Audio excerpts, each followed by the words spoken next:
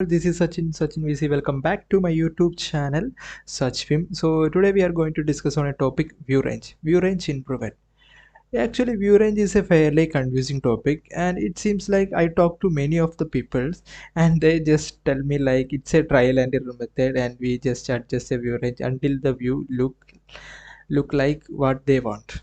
So it's just a trial and error method like that they are telling.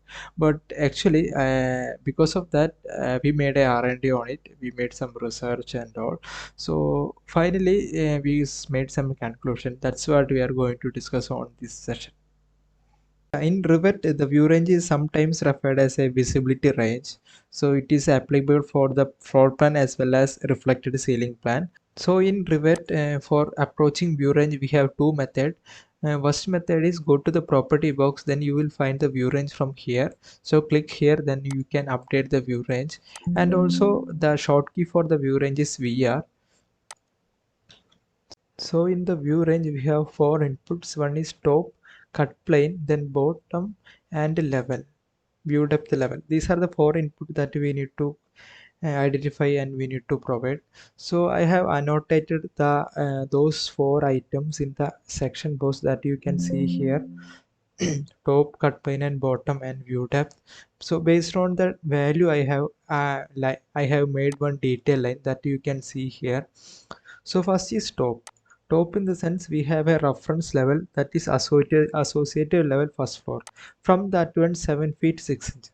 That is what I made from the first floor. I offset 7 feet 6 inches and I made a line like this. And this is a cut plane line. And this is the bottom line. And the basement is the view depth level. So I have annotated four things here. So let's start with the one by one case study. So the first case is the element intersected by the cut plane. So in the section box you can see this is what the cut plane. So which all element is cut by the cut plane that will show or displayed with the cut line width. So in that visibility graphics we will get some model categories. In that one we have the projection surface as well as cut plane surface. So which all element is cut by the cut line will show in the line width of cut pattern. So let's say this is what the wall. So I just go inside the wall and I'm changing the cut plane uh, line type into a different color, something like magenta. Then click OK. Then I'm changing the override this thing to click OK, then OK. So in that floor plan you can see which all element is cut by the cut plane will show in a color of magenta. So I hope you understand the first case. And the case 2 is element below the cut plane and above the bottom plane. That means below the cut plane and above the bottom plane. For example, this pipe work. So element those are located in between cut plane and bottom plane will show or will displayed with a projection line width. So for example, this is a pipework we have which is located in the case 2 range, I mean case 2 view range. So for this one, what they are showing is in the model category, we have the pipe here. So pipe and the projection lines. So this is the projection line. So based on this criteria, they will show displayed their line type. For example, I'm changing the line into a, for example, a green color and pattern into something like dashed. Click OK. Click OK. That means so this pipe is available on the color of green and with the dashed line type. That is known as case 2.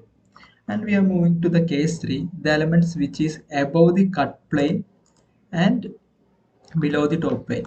So this is case, so this range. So for this case, normally the pipe and ductwork and all not will be visible. For example, I am moving the pipe into this particular area. So that pipe is invisible here. So I am moving down, it is visible. And the elements above the cut plane are not displayed unless their categories window, case work and general models. For example, I am moving this window inside this range and still I am seeing the window here. You can see with the hatch with a line. So that is known as, so some exceptional case is there. And the next case is case number 4, the element below the bottom plane and within the view depth, that is these two range, I mean between these two. So we have one pipe here. So the elements below the bottom will display with a line type of beyond. So for example, this is a MMT. So this is a pipe work which is in our current case for range, and the pipe having a different line type. You can see with the dash. Right? So how it is happened? Like what is the reason behind it? So for the, as I said earlier, the pipe and whatever element which is shown below the bottom line will be displayed with a line type of beyond. So go to the manage tab. In that additional settings, the line style will be there. In that one, if you click the line means you will find a beyond line type. So based on this criteria, based on this style, the elements will appear. So right now I am changing the color into a something like cyan. Click OK, then click OK, so that you can see the pipe color is changed. So this is the reason, and also this also will change. Why? Because it's in the range of below the bottom plane and this pipe also. So that is the what are the elements below the bottom plane will displayed with a line type of beyond. So I am again showing the same thing.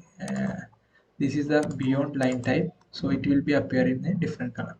And one more thing, the element which are outside the view range, I mean outside the top and view depth, do not displayed in the floor plan or ceiling plan. So yeah, this is the 4 case study we studied in this session.